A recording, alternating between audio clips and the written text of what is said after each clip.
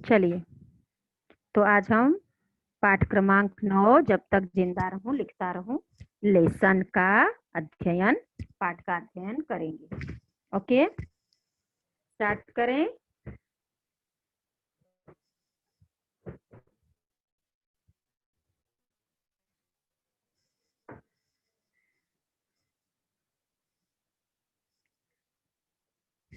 जब तक जिंदा रहूं लिखता रहूं, विश्वनाथ प्रसाद तिवारी।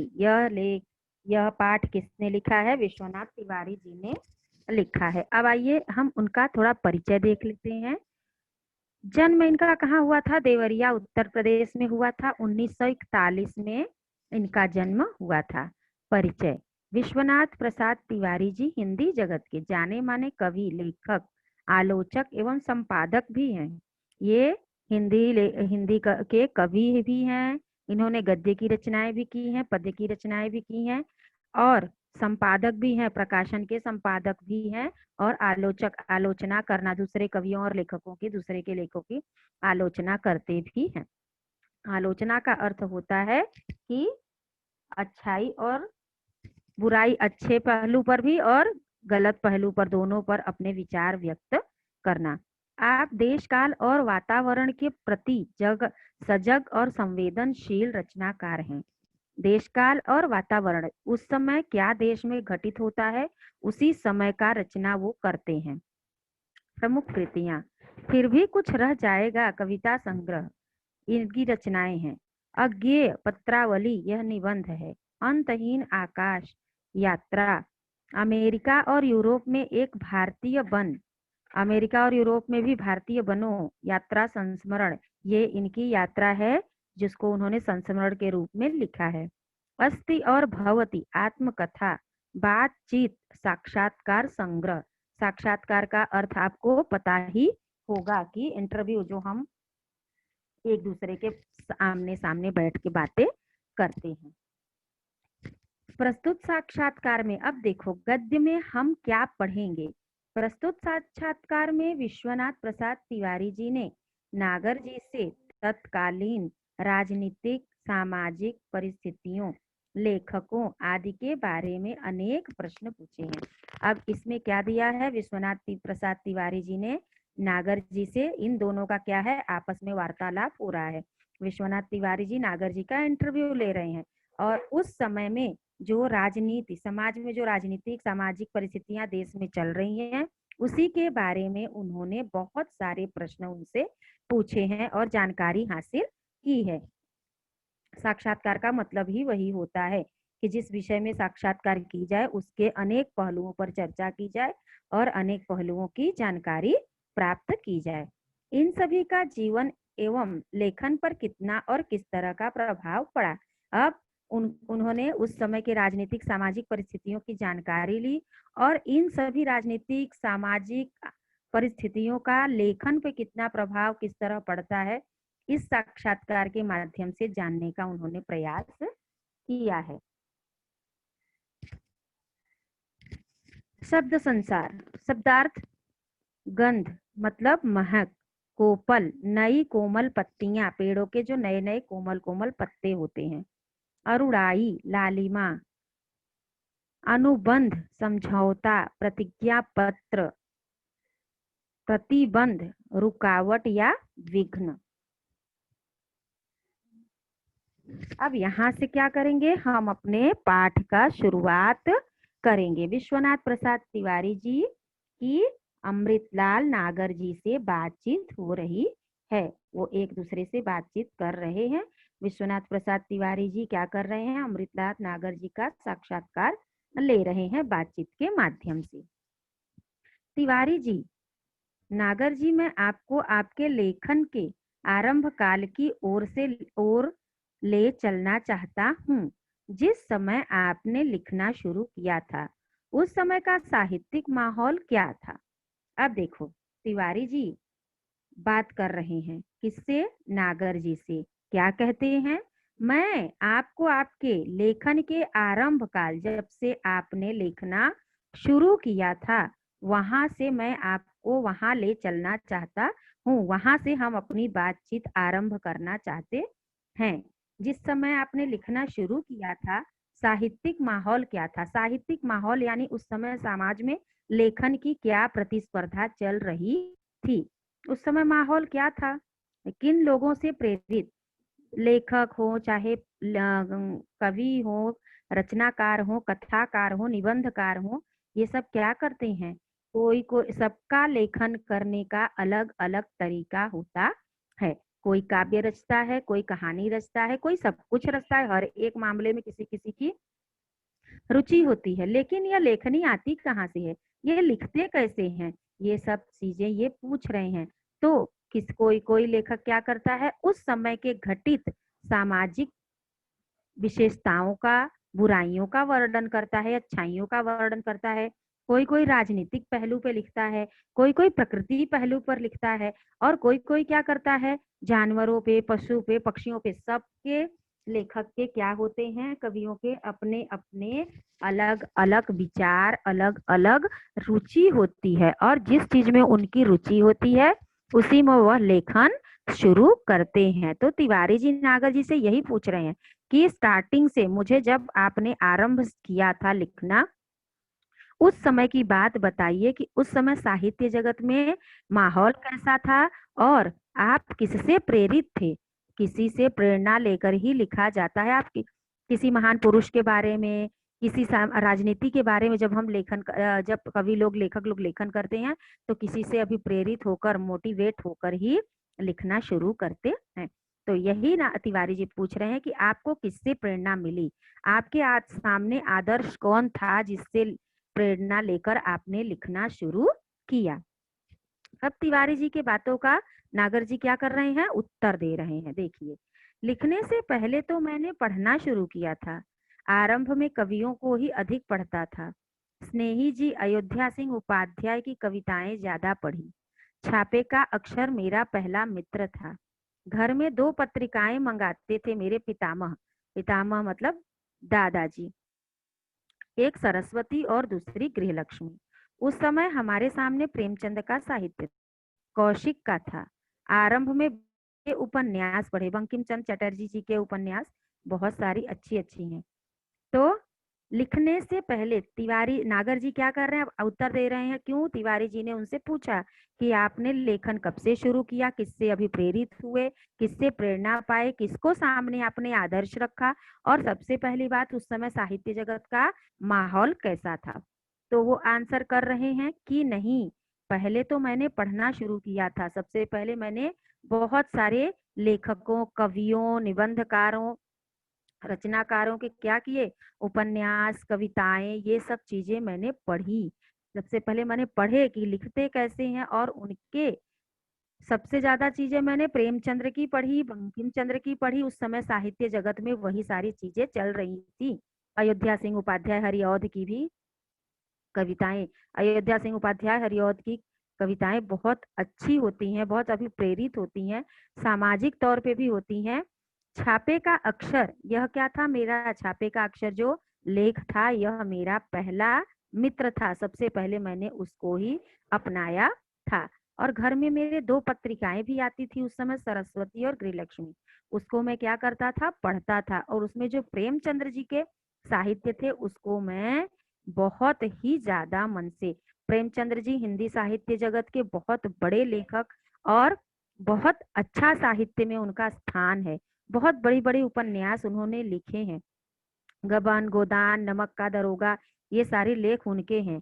तो ये सब चीजें क्या करना चाहिए, कभी कभी हमें भी समय निकाल के पढ़ना चाहिए। बहुत ही अच्छे लेख उन्होंने, और उपन्यास तो उन्होंने बहुत ही अच्छे अच्छे लिखे। तो उस समय मैं उन सब लोगों से क्या था, अभी प्रेरित था, और मैं पढ़ता था। आरंभ शरद चंद्र के बारे में प्रभात कुमार मुखोपाध्याय का कहानी संग्रह देशी देसी और विदेशी विलायती 1930 के आसपास पढ़ा। शरद चंद्र को बाद में पढ़ा, लेकिन प्रभात कुमार मुखोपाध्याय का कहानी मैंने क्या किया, पहले पढ़ा। वो कहानी कौन सी थी, देसी और विलायती, 1930 में मैंने पढ़ा था इसको। उपन्यासों में बंकिम के उपन्यास 1923 में ही पढ़ डाले। उपन्यास जो मैं पढ़ता था उसमें बंकिम के जो उपन्यास थे 1930 में पूरे मैंने खत्म। किसी किसी इंसान को क्या होता है, पढ़ने की लत होती है, किसी किसी को लिखने की लत होती है, किसी किसी को वो अच्छी अच्छी सुंदर सुंदर कविताएं पढ़ने की का शौक होता है। सब इंसानों का, किसी को घूमने का शौक होता है। तो हर एक इंसान का अपना अपना स्वभाव, अलग अलग स्वभाव और अलग अलग शौक होता है। तो इन्होंने क्या किया, इतना पढ़ने का शौक था कि इन्होंने हर एक चीज उपन्यास लेखकों के पढ़े। आनंद मठ देवी चौधरानी और एक राजस्थानी थीम पर लिखा हुआ था उपन्यास उसी समय पढ़ा। अब मैंने क्या किया, बंकिम के उपन्यास पढ़ना चालू किए और 1930 में पूरे पढ़ डाले। आनंद मठ देवी चौधरानी राजस्थानी थीम मतलब राजस्थानी संस्कृति पर लिखा हुआ एक उपन्यास मैंने उसी समय पढ़ा, जो बड़ा अच्छा और रोचक था, इसलिए मैं पूरा पूरा पढ़ डाला। तिवारी जी, अब देखो तिवारी जी फिर से क्या पूछ रहे हैं, फिर से उनसे पूछ रहे हैं, क्या यही लेखक आपके लेखन के आदर्श थे? तो आपने जिस व्यक्तियों के कहानियां अच्छी अच्छी बंकिम की, उपद्य उपा इनकी प्रेमचंद्र की, इन सब चीजों के, शरद चंद्र की, इन सब लोगों के, आदर्श व्यक्तियों के, अच्छे अच्छे लेखकों के कहानियां और उपन्यास जब आपने पढ़ा, तो क्या यही आपके आदर्श रहे हैं क्या? इन्हीं से प्रेरणा पाकर आपने लेखन शुरू किया क्या नागर जी? नहीं, कोई आदर्श नहीं, केवल आनंद था पढ़ने का। अब वो क्या बता रहे हैं, नहीं नहीं, आदर्श तो कोई भी नहीं था, केवल मुझे जो आनंद मिलता था, मुझे जो शौक था, इंसान को जो मन में शौक होता है, अगर वह पूरा होने लगे धीरे धीरे उसका, तो उसके आनंद की अनुभूति अलग हो जाती है।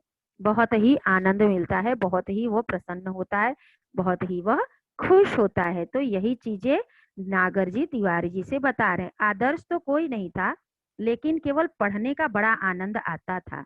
सबसे पहले कविता फूटी साइमन कमीशन के बहिष्कार के समय। सबसे पहले कविता मेरी कविता सबसे पहली कौन थी? साइमन कमीशन के बहिष्कार के समय में सबसे पहला कविता मैंने लिखा। 1928 से 1929 में सबसे पहली कविता आई थी, लाठी चार्ज हुआ था। ये सब साइमन कमीशन का आपने इतिहास, हिस्ट्री सब्जेक्ट में ज्यादातर पढ़ा होगा कि उस समय क्या क्या कैसे कैसे घटनाएं हुई थी। इस अनुभव से पहली कविता फूटी, कब लौ कहो लाठी खाए, इसे ही लेखन का आरंभ मानिए। मैंने बहुत सारी चीजें पढ़ी लिखी, आदर्श तो कोई नहीं बना, लेकिन पढ़ने का एक बड़ा आनंद आया।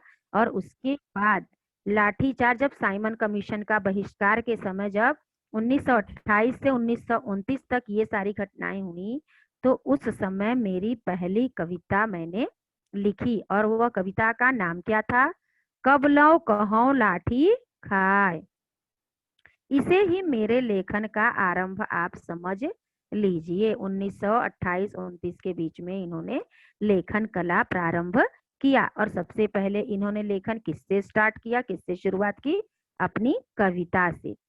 तिवारी जी, अब देखो तिवारी जी फिर से पूछ रहे हैं, इस घटना के बाद आप राजनीति की ओर क्यों नहीं गए? तो इस घटना, जब राजनीति से संबंधित आप लिखे, लेख लिखे, तो आपको राजनीति में रुचि क्यों नहीं हुई? आप राजनीति की तरफ क्यों नहीं गए? नागर जी, नहीं गया क्योंकि पिताजी सरकारी कर्मचारी थे। 1929 के बाद मेरी रुचि बढ़ी, पढ़ने में भी और सामाजिक कार्यों में भी। अब मैं इसलिए राजनीति में नहीं गया क्योंकि मेरे पिताजी सरकारी गवर्नमेंट कर्मचारी थे। सरकारी कर्मचारी होने के वजह से मैं क्या किया, राजनीति में। एक तो सबसे बड़ी बात यह होती है कि अपनी अपनी रुचि होनी चाहिए कहीं भी किसी भी तरफ जाने का। जब रुचि ही नहीं रहती तो इंसान किसी भी तरफ नहीं जा सकता, ना कोई लेख लिख सकता है, ना कोई कवि बन सकता है। तो हर चीज के लिए रुचि होनी सबसे बहुत जरूरी बात होती है। और 1929 के बाद क्या हुई, इनकी रुचि पढ़ने और लिखने में और सामाजिक कार्यों में ज्यादा से ज्यादा लगने लगी। लेकिन मेरी पहली कहानी छपी 1933 में। अब देखो, छपने वाला कार्य इनका 1933 में हुआ। अपशकुन। यह कौन सा? इनकी पहली कहानी 1933 में छपी, जिसका नाम था अपशकुन। तुम्हारे गोरखपुर के मन्नन द्विवेदी जी लिख रहे थे उन दिनों। चंडी प्रसाद हृदयेश थे, जिनकी लेखन शैली ने मुझे बहुत प्रभावित किया। अब उस समय जो जो लेखक थे उसके बारे में वो परिचर्चा कर रहे हैं, बता रहे हैं कि ये लेखक थे जिनसे क्या हुआ, मुझे अभी प्रेरणा भी बहुत ज्यादा मिली। तुम्हारे गोरखपुर के मन्नन द्विवेदी लिख रहे हैं थे उन दिनों। जो तुम्हारे इधर के गोरखपुर के, अब यह नागर जी से बता तिवारी जी को बता रहे हैं कि उस समय तुम्हारे इधर के कोई मन्नन द्विवेदी जी थे जो लिख रहे थे, और सबसे ज्यादा अभिप्रेरणा मुझे, मैं उनसे बहुत प्रभावित हुआ। किससे? चंडी प्रसाद हृदयेश थे। उन्होंने, उनकी लेखन शैली ने मुझे बड़ा प्रभावित किया। क्यों प्रभावित किया? क्योंकि मुझे बड़ा ही अच्छा लग रहा था उनका लेखन शैली। जो लिखने की उनकी शैली थी उसको मैंने पढ़ा, क्योंकि ये लिखते समय, लिखने से पहले क्या करते थे, पढ़ते थे। जब पढ़ लेते थे तब उसको लेखन शैली में उतारते थे। उनसे मैं बड़ा ही प्रभावित था, बड़ा ही अच्छा लेख वो लिखते थे। अब फिर से तिवारी जी बोल रहे हैं, क्या उन दिनों आप पर गांधी जी के व्यक्तित्व का भी कुछ प्रभाव पड़ा? उन दिनों आप पर, अब यह क्या पूछ रहे हैं कि उन दिनों आप पर गांधी जी, उस समय गांधी जी भी थे, स्वतंत्रता आंदोलन चल रहा था, बड़े बड़े आंदोलन चल रहे थे, क्योंकि देश स्वतंत्र तो हुआ नहीं था। तो क्या आपका, आपके ऊपर गांधी जी के व्यक्तित्व का कुछ प्रभाव पड़ा था क्या? नागर जी, हाँ, निश्चित रूप से पड़ा। पिताजी ने आंदोलनों में भाग लेने से रोका। वह रोकना ही मेरे लेखन के लिए अच्छा हुआ। देखो, अब मैं ना उन्होंने क्या जवाब दिया? हाँ, निश्चित रूप से पड़ा था। पिताजी क्या किए थे? मुझे मैं आंदोलन में भाग लेना चाहता था, सहभागी होना चाहता था, लेकिन पिताजी ने मुझे रोक लिया, और यह मेरे लिए बड़ा अच्छा हुआ। नहीं तो मैं लेखन कार्य कभी भी प्रारंभ नहीं कर पाता। क्यों? क्योंकि दूसरे कार्यों में उलझ जाता, तो वह लेखन कार्य, मेरा जो शौक था, मेरी जो अभिरुचि थी, वह अधूरी रह जाती। तो पिताजी का रोकना मेरे लिए बड़ा अच्छा साबित हुआ। तिवारी जी, आपके लेखन में गरीबों के प्रति जो करुणा है वह किससे प्रभावित है? अब तिवारी जी फिर क्वेश्चन पूछ रहे हैं, फिर से प्रश्न कर रहे हैं। क्या प्रश्न किए? कि आप जो लेखन लिखते हैं उसमें गरीबों के प्रति क्या है, बड़ी प्रेरणा सिद्ध होती है, बड़ा अच्छा लगता है। तो इसमें आप क्या कर सकते हैं? यह चीज मुझे आप कहाँ से लाते हैं? कैसे प्रभावित होते हैं? किससे प्रभावित होकर आप यह गरीबों के प्रति करुणा दिखाते हैं? तो आप मुझे यह बताइए। नागर जी, वह तो अपने समाज से उभरी थी। मेरी पहली कहानी प्रायश्चित इसका प्रमाण है। यह, अब नागर जी उसका उत्तर देते हुए कह रहे हैं कि यह तो मैं अपने ही समाज से उभरा हुआ चीज है, क्योंकि हमारा समाज क्या है, उच्च, निम्न और मध्यम, 3 वर्गों में विभाजित था। तो जगह जो गरीब वर्ग के लोग हैं, यह तो हमारे समाज में ही दिखने को मिलते हैं। तो यह देखकर ही मेरे मन में यह आ गया था, कोई आदर्श और किसी से सीखा नहीं है मैंने। पहली कहानी प्रायश्चित मेरा जो मैंने लिखा है, इसका सतत प्रमाण तुम्हें इसमें मिलेगा। हमारे पारिवारिक संस्कार भी थे। मेरे पिताजी में एक अद्भुत गुण था, और सबसे बड़ी चीज, हमारे परिवार से इंसान का पारिवारिक संस्कार जो होता है, वह सबसे बड़ी चीज उसके लिए होती है। क्या होती है? उसको बड़ा बनने में, संस्कारी बनने में, अपने अंदर की जो गुणों का विकास होता है, वो सबसे पहले अपने पारिवारिक संस्कार से ही आ जाता है। तो वो वह यही बता रहे हैं कि पारिवारिक संस्कार भी था, जिसे मैंने क्या किया है, गरीबों के प्रति इतनी करुणा दिखाई है। और मेरे पिताजी में एक बहुत अच्छा गुण था, अद्भुत मतलब बहुत सुंदर गुण था। वे किसी के दुख दर्द में तुरंत पहुंच जाते थे, और वो देखकर मैं भी प्रभावित हुआ। इसने मुझे बहुत ही प्रभावित किया। अपने से बड़ों का अपने घर परिवार में इंसान जो देखता है वही कार्य वह करना शुरू करता है। क्योंकि बच्चे जब छोटे होते हैं तो वो क्या करते हैं, वह यह सारी चीजें को, कार्यों को देखते हैं, तब वह नाप समझ होते हैं, अनभिज्ञ होते हैं, उन्हें उचित अनुचित का कुछ पता नहीं होता है, लेकिन वह उन चीजों को देखकर नकल करना शुरू करते हैं। अगर अच्छी चीजें परिवार में हो रही हैं तो अच्छा संस्कार पड़ता है, गलत चीजें हो रही तो बच्चा वही चीज सीखता चला जाता है। क्यों? क्योंकि उसको सबसे पहले छोटेपन से परिवार के संस्कार ही मिलते हैं। तो इसलिए मेरे पिताजी के अंदर एक बहुत बड़ा अद्भुत गुण था। वो क्या करते थे, किसी भी दुख दर्द में किसी के दुख दर्द को देखते थे, तुरंत वहां पहुंच जाते थे। इसलिए वो मुझे क्या करते थे, बहुत ही प्रभावित करते थे, क्योंकि उनके अंदर गुण ही ऐसा था। उनके गुणों से मैं बहुत प्रभावित हुआ हूँ।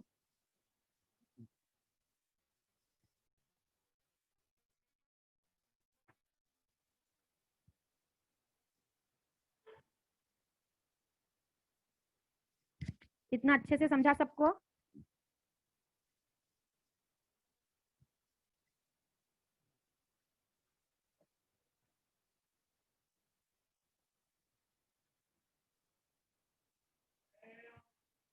ओके, एक क्वेश्चन का आंसर दो, उसके बाद फिर हम क्या करेंगे, नेक्स्ट पैराग्राफ देखेंगे। परिच्छेद में कितने सारे रचनाकारों के नाम आए हैं? 4 रचनाकारों के नाम मुझे बताओ। अभी तक जो परिच्छेद हमने पढ़ा उसमें से 4 रचनाकारों के नाम आप हमें बताओ।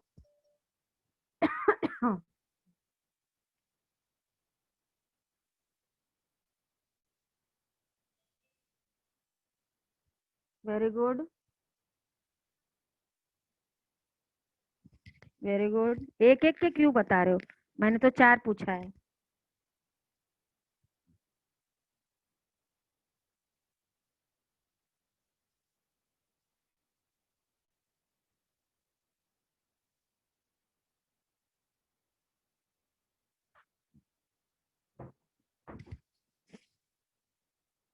बस, वेरी गुड। रिया तिवारी।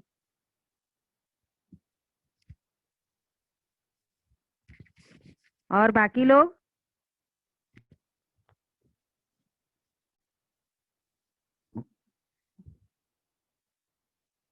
खुशी शुक्ला बस एक ही पढ़ी अभी तक, कहाँ थी?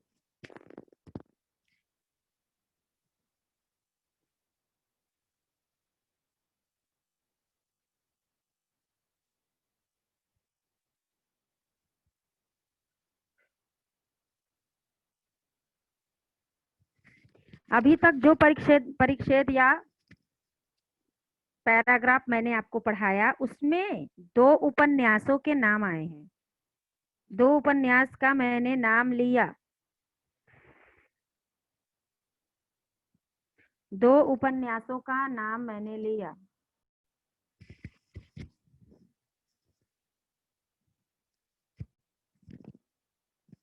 Okay, okay, very good Neeraj.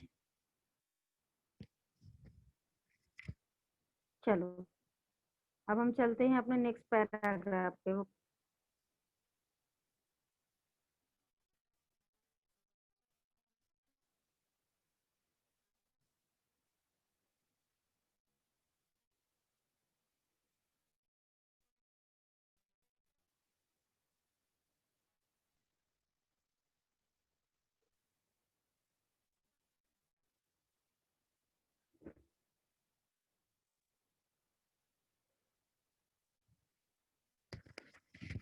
अब देखो, तिवारी जी फिर पूछ रहे हैं, उस समय तो क्रांतिकारी आंदोलन भी हो रहे थे, क्या उनका भी आप पर कुछ प्रभाव पड़ा? देश तो आजाद था नहीं, बहुत सारे क्रांतिकारी, नरम दल, गरम दल, ये सब चीजें आपने इतिहास में बहुत अच्छे से पढ़ी हैं, हिस्ट्री लेसन में। तो उस समय तो बहुत सारे क्रांतिकारी लोग थे और आंदोलन भी बहुत तेजी से चल रहा था। तो जब आप समाज के बारे में देखते थे, पढ़ते थे, और समाज के बारे में आपने लिखा भी है, गरीबों के प्रति करुणा भी दिखाई देती है आपके लेख में, तो आपने क्या किया, आपने कभी भी उन सब चीजों को अपनाया क्या, या आप उनका कुछ आपके ऊपर प्रभाव पड़ा है क्या, जो क्रांतिकारी आंदोलन उस समय हो रहा था? नागर जी, उसी से पिताजी ने उसी से तो पिताजी ने डांटा और रोका। देखो, पहले भी हमने यह पढ़ा कि मैं आंदोलन में भाग लेना चाहता था, लेकिन पिताजी ने क्या किया, उसके लिए मुझे डांट लगाई, मुझे उसमें जाने नहीं दिए। नहीं तो मैं लेखक नहीं बन पाता, क्योंकि लेखनी उस समय बंद हो जाती। तो उस समय पिताजी ने डांट कर रोक लिया था कि क्रांतिकारी आंदोलन का तुम्हारे ऊपर कोई भी प्रभाव पड़ना नहीं चाहिए। काकोरी बम कांड हो चुका था। 1921 से आंदोलन तेज हो गया था। 1921 से आंदोलन बहुत तीव्र गति से बढ़ गया था और चल रहा था। लोग क्या कर रहे थे, क्रांतिकारी आंदोलन में भाग ले रहे थे बहुत बढ़ चढ़कर, क्योंकि अपने भारत देश को आजाद कराना ही था। तिवारी जी, क्या सामाजिक आंदोलनों जैसे आर्य समाज का भी आप पर कुछ प्रभाव पड़ा? उस समय सामाजिक आंदोलन भी थे। स्वामी विवेकानंद, राजा राम मोहन राय, इन लोगों ने क्या किया था, इन लोगों ने उस समय समाज में अनेकों अंधविश्वास से रिलेटेड, अत्याचार से रिलेटेड या स्त्रियों से रिलेटेड बहुत सारे क्या हो रहे थे, अत्याचार चल रहे थे। समाज में बहुत कुरीतियां थी, सामाजिक प्रथाओं के नाम पर बहुत कुरीतियां चल रही थी। तो इन लोगों ने क्या किया, इन लोगों ने सामाजिक आंदोलन चलाया था कि स्त्रियों के लिए या किसी के भी लिए, गरीबों के लिए, पुरुषों के लिए, जिसके और ज्यादातर पुरुष प्रधान समाज होने के नाते स्त्रियों पर ज्यादा अत्याचार होते थे। जैसे कि सती प्रथा। सती प्रथा में कितना, मतलब कितने दर्दनीय था वो बात, कितना दर्दनाक था कि एक इंसान के मर जाने पर पत्नी को भी उसमें जलकर मर जाना चाहिए, इसका रोक लगाया।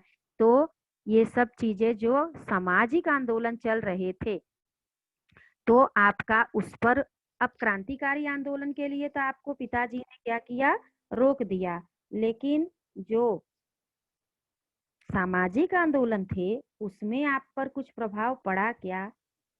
नागर जी, आरंभिक असर है थोड़ा जरूर। अब वो बता रहे हैं आरंभिक असर है थोड़ा जरूर। अब आरंभ का था, असर तो होता ही है। क्रांतिकारी आंदोलन के लिए पिताजी ने रोक दिया, लेकिन जो सामाजिक आंदोलन था वह शुरुआती था, इसलिए थोड़ा सा पड़ा तो जरूर।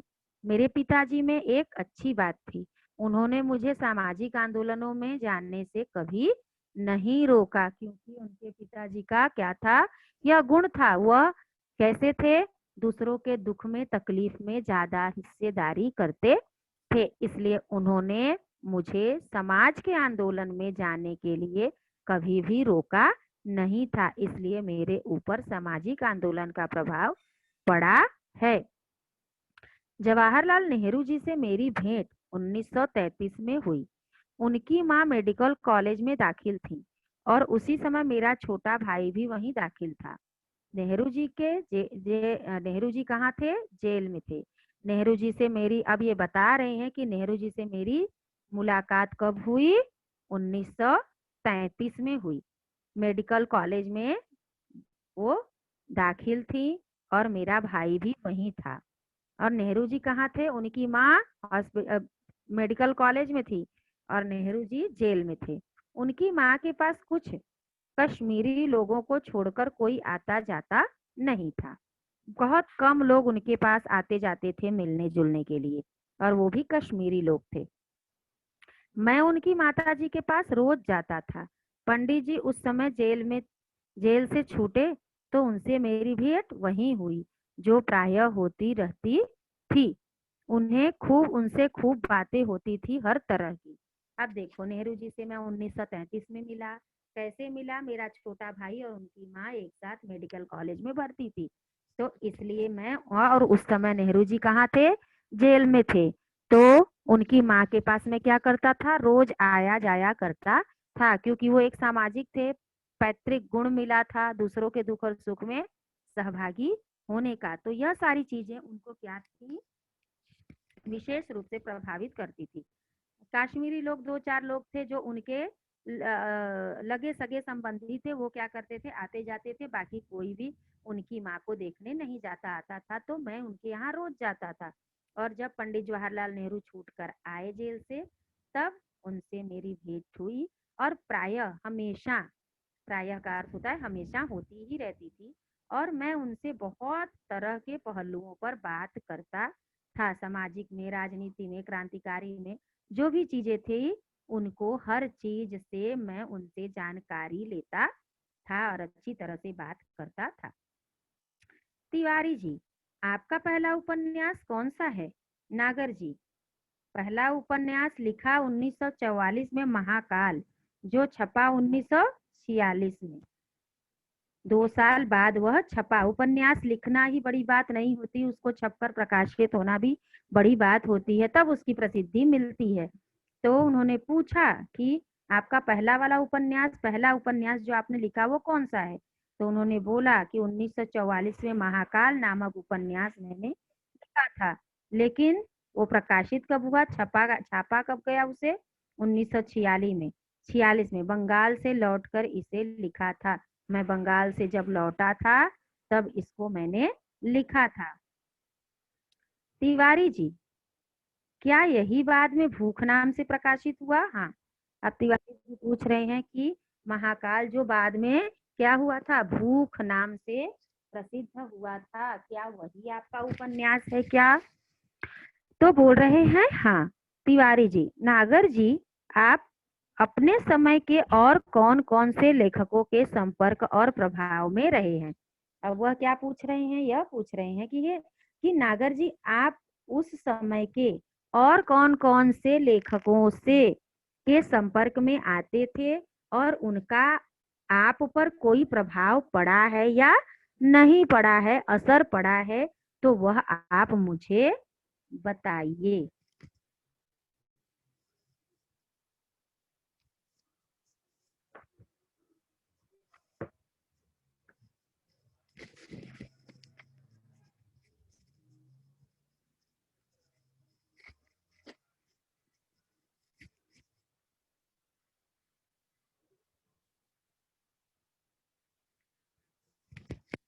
अब नागर जी यह बता रहे हैं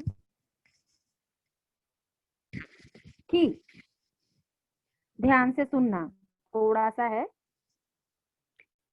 जगन्नाथ रत्नाकर, गोपाल राय, गहमरी, प्रेमचंद्र, किशोरी लाल गोस्वामी, लक्ष्मीधर वाजपेयी, ये सारे लेखक और कवि हैं। ये सारे आदि के नाम मुझे याद आते हैं, इनके नाम मुझे याद आते हैं। माधव शुक्ल हमारे यहाँ आते थे। वे आजान बाहु थे, ढीला कुर्ता पहनते थे। कुर्ते की जेब में जलियांवाला बाग की खून सनी मिट्टी हमेशा रखे रहते थे। 1931 से लेकर 37 तक मैं प्रतिवर्ष कोलकाता जाकर शरद चंद्र से मिलता रहा, उनके गांव भी गया था। अब नागर तिवारी जी ने नागर जी से पूछा कि जिस समय आप लेखनी में उतरे उस समय आपके यहाँ लेखक कौन कौन थे? और सबसे पहली बात यह है कि आपका उस समाज से लेकर और उस लेखक को लेकर आपके ऊपर उनके लेखनी का कुछ प्रभाव पड़ा, या उनसे मिलकर आपके व्यक्तित्व पर या लेखनी पर कुछ प्रभाव पड़ा, इसके बारे में आप क्या करिए, मुझे बताइए। तब वो बता रहे हैं कि जगन्नाथ दास, रत्नाकर, गोपाल राय, गहमरी, प्रेमचंद्र, किशोरी लाल गोस्वामी, लक्ष्मीधर वाजपेयी, इन सब लोगों के नाम मुझे अभी भी याद आते हैं। बहुत सारे लोग हमसे मिलते हैं, जुलते हैं, लेकिन कोई कोई एक ऐसा होता है जो हमारे ऊपर गहरी छाप छोड़ जाता है, या उनसे हम बहुत कुछ सीख लेते हैं और हम उनको भूलते नहीं है। तो उनको इतने लेखकों के, कवियों के नाम याद थे। यह सारे कवि मुझे अभी भी याद आते हैं। और माधव शुक्ल जो थे, उनका तो कभी न भूलने वाली बात है, उनको मैं कभी नहीं भूल सकता। वो मुझे बहुत अच्छी तरह से याद आते हैं या याद हैं। वो क्या थे? ढीला कुर्ता पहनते थे और कुर्ते की जेब में हर समय जलियांवाला बाग की खून से सनी हुई मिट्टी को क्या करते थे? हर समय अपने जेब में रखते थे। 1931 से लेकर 37 तक, मतलब 7 वर्षों तक मैं प्रतिवर्ष कोलकाता जाता था। मुझे वहां से इतना कुछ मिला था और मैं वहां से इतना प्रभावित था कि मैं प्रतिवर्ष वहां जाता था और मुझे शरद चंद्र से मैं मिलता था क्योंकि उनके उपन्यासों को मैं बहुत अच्छी तरीके से पढ़ा था और वो उससे उनसे मैं बहुत ही प्रभावित था। और मैं क्या किया था, शरद चंद्र के गांव भी गया था, उनके गांव में भी जाकर मैंने वहाँ के सामाजिक तरीकों से अवगत हुआ था। वहाँ चीज मैं क्या कर क्यों जाता था, क्योंकि मुझे देखना था, सीखना था और हर चीज क्या करना था, समाज के हर चीजों को मुझे देखना था। अच्छी तरह समझा सबको?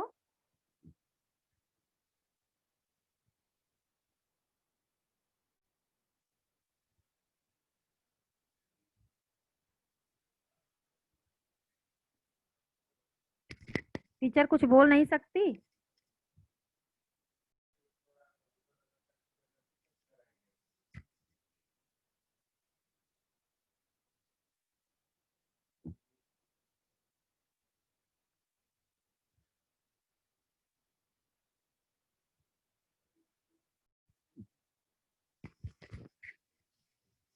ठीक है, समझा?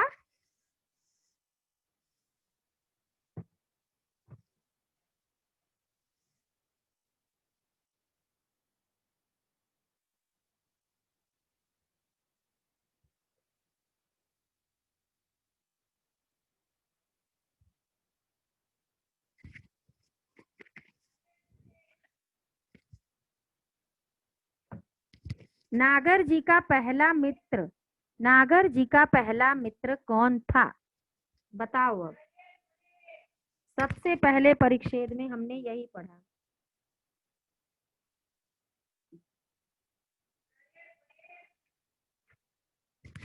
जल्दी से बताओ। नागर जी का पहले, वेरी गुड खुशी, वेरी गुड बेटा।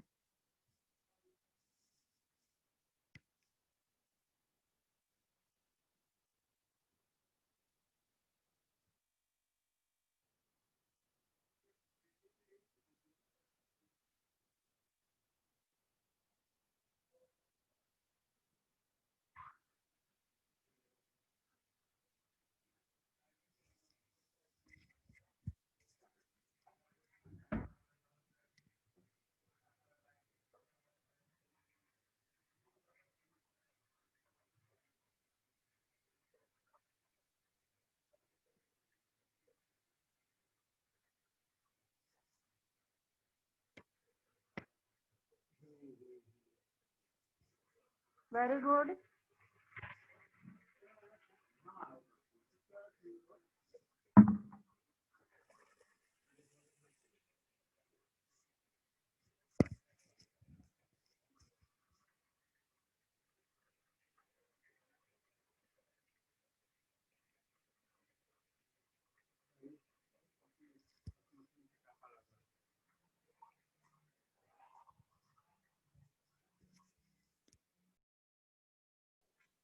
टीचर आपकी आवाज नहीं आ रही है।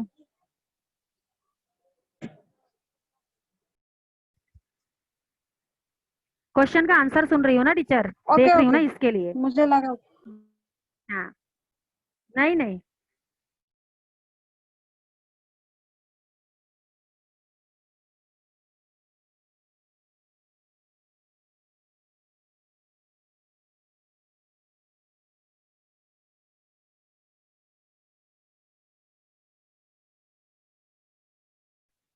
ओके। Now next question.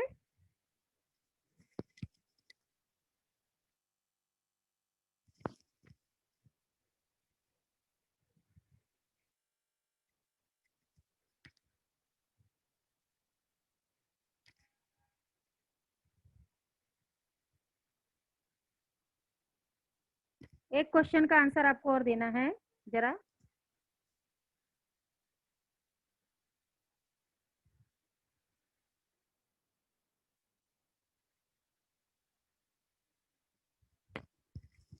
उन्होंने, लेखक ने या नागर जी ने क्या किया है, माधव शुक्ल की क्या विशेषता बताई है?